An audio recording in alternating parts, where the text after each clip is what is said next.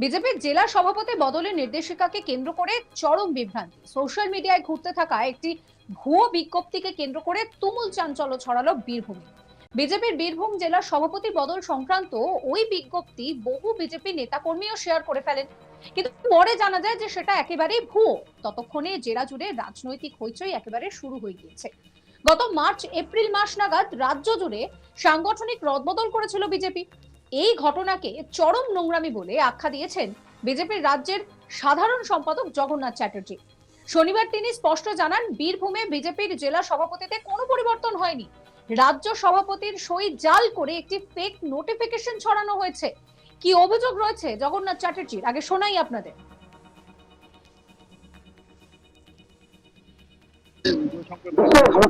ভারতীয় জনতা পার্টির প্রদেশ দপ্তর থেকে এরকম কোনো বিজ্ঞপ্তি প্রকাশ হয়নি। কিছু দুষ্ট চক্র তারা সোশ্যাল মিডিয়াতে এরকম ধরনের কিছু বদমাইশি করেছে।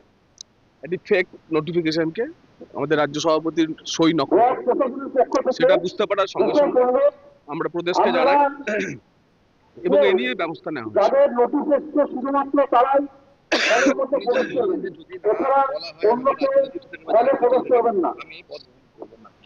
পদ গ্রহণ করার প্রশ্ন নেই। উনি যেটা বলতে চাইছেন সেটা হচ্ছে যে যাকে জেলা সভাপতি করা হবে, প্রথম তো প্রদেশ তাকে জানাবে যে আপনাকে জেলা সভাপতি করা হচ্ছে। আর ফলে তিনিও জানতেন না জেলা সভাপতি হচ্ছেন, যাকে সরানো হচ্ছে তিনিও জানতেন না জেলা সভাপতি হচ্ছে। আমরা যখন খোঁজ নিই, তখন যখন আমরা নোটিশটা প্রদেশে পাঠাই, তখন জানা যায় যেটা ফেক। আমি নিজেও পোস্ট করেছিলাম, মানে ভাইরাল হয়েছে, সবাই দেখেছে, আমারও মনে হয়েছে তাহলে হয়তো হয়েছে, কিছু একটা হয়েছে। তো যখন জানা গেল কোন একটা দুষ্ট চক্র এটা করেছে, আমরা সরিয়ে নিয়েছি। দুষ্ট চক্রের দুষ্টামির বিবরণ আমরা কি করে দেব? করেছে, সহ্য হচ্ছে না যাদের ভারতীয় জনতা পার্টির একে। আর তাছাড়া তৃণমূল কংগ্রেস তো জানেন সমস্ত ক্ষেত্রে নোংরামি শুরু করেছে তৃণমূল কংগ্রেস। প্রতিবার ভোট যখন আসে তৃণমূল কংগ্রেস এবং তাদের যারা উপদেষ্টা সংস্থা আছে, আইপ্যাক বিশেষ করে, এই ধরনের নানা ধরনের নোটিফিকেশন এবং সংঘের অধিকারীদের নামে চিঠি প্রকাশ করে দেয় তারা, যে সংঘের অধিকারীরা নাকি চিঠি দিয়ে বলছে যে বিজেপিকে ভোট দেওয়ার দরকার নেই। এই ধরনের নোংরামিও করে। তো আমরা আমাদের যেটা মনে হচ্ছে যে তৃণমূলের তরফ থেকে এই ধরনের কিছু করা হচ্ছে এবং তাতে কি আছে, আমাদের কিছু কার্যকর্তা ইনক্লুডিং মি তাতে ভ্রমিত হয়েছে। হ্যাঁ, কিন্তু পরে যখন জানা যায় এরকম ধরনের কোনো বিজ্ঞপ্তি প্রকাশ হয়নি, তখন শুধরে নিতে হয়েছে আমাদের। হ্যাঁ, এদিন সকালে যে বিজ্ঞপ্তি সোশ্যাল মিডিয়ায় ছড়িয়ে পড়ে তাতে দাবি করা হয় বীরভূম বিজেপির নতুন জেলা সভাপতি হিসেবে উদয় শঙ্কর ব্যানার্জিকে নিয়োগ করা হয়েছে, অথচ বর্তমানে এই পদে রয়েছেন ধ্রুব সাহা। বিতর্ক আরো তীব্র হয় কারণ ওই ভুয়ো বিজ্ঞপ্তির নিচে রাজ্য বিজেপির সভাপতি শ্রমিক ভট্টাচার্যের নাম ও সই ব্যবহার করা হয়েছে বলে অভিযোগ। এই নিয়ে দুই সাংগঠনিক জেলাতেই তুমুল চর্চা হয়। অনেকে নবনিযুক্ত সভাপতিকে শুভেচ্ছাও জানান। এই বিষয়ে উদয় শঙ্কর ব্যানার্জি কি বলছেন শোনাবো।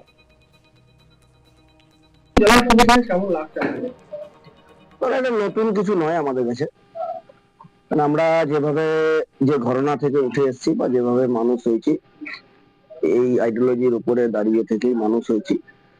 তো এটা নতুন পাওয়ার কিছু নেই। দলের উচ্চ নেতৃত্ব দায়িত্ব দিয়েছেন, ওনাদিকে সম্মান জানাই। তো এটাই ব্যাপার, এটা নতুনের কিছু বিষয় নয়।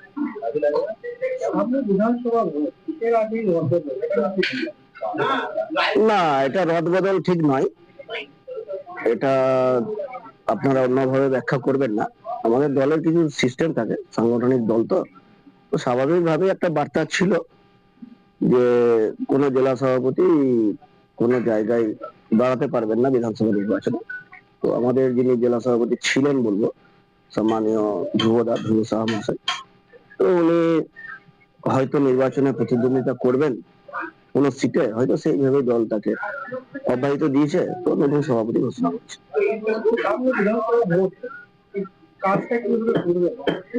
কাজ আমাদের একটা গতিতেই হয়। আমি আবারও বলছি, সাংগঠনিক দল, নতুন ভাবে কিছু করার নেই। একটা আমাদের স্ট্রাকচার বলুন বা একটা ধাঁচা বলুন, সেই ধাঁচা আমাদের রেডি আছে। সেই নতুন ভাবে আমিও সেই ধাঁচার একটা সাধারণ সম্পাদক ছিলাম। হ্যাঁ, তো স্বাভাবিকভাবে সেই ধাঁচাতেই কাজ হবে, নতুন কিছু হবে।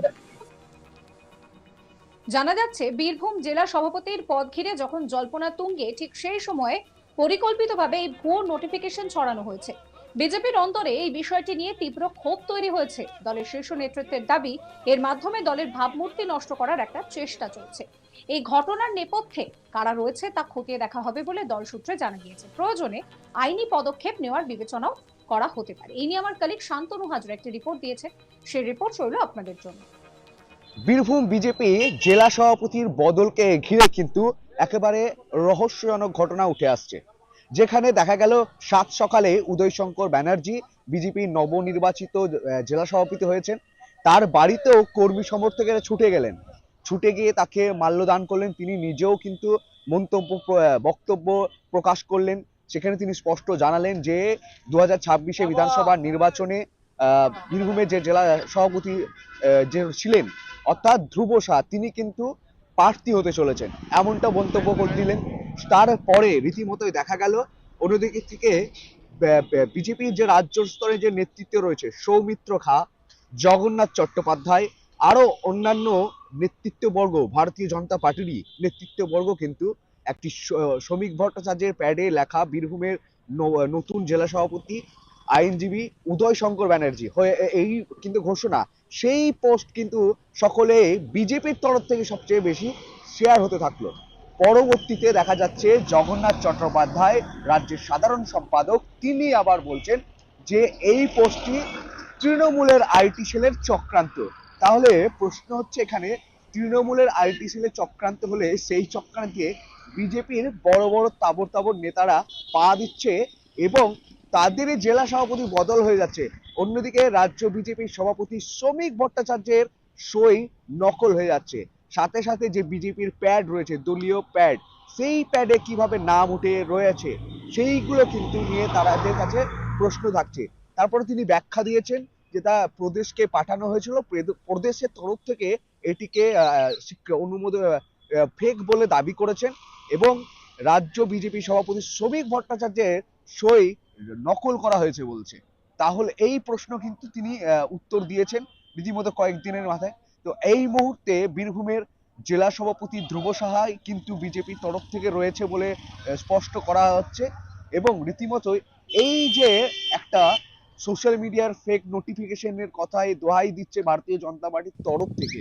তবে এখানে প্রশ্ন উঠে আসছে, ভারতীয় জনতা পার্টিকে তীব্র কটাক্ষ আক্রমণ করে বাম, কংগ্রেস ও তৃণমূল, তারা বলছে এই রাজনৈতিক দলটির কোনো নিয়ম শৃঙ্খলা নেই, এরা সোশ্যাল মিডিয়া ও ফেসবুকের মধ্যেই পরিচালিত, তা এদের বুথ স্তরের কোনো সংগঠন নেই, একেবারে গ্রাস রুটের কোনো সংগঠন নেই, তাই তারা এইভাবেই ভুলভ্রান্তি সোশ্যাল মিডিয়াতেই তারা ফলো করে তারা এই 2026 নির্বাচন লড়াই করে তারা ওখান থেকে বিদায় নেবে, এমনটাই ভাবে কিন্তু কটাক্ষ করেছে।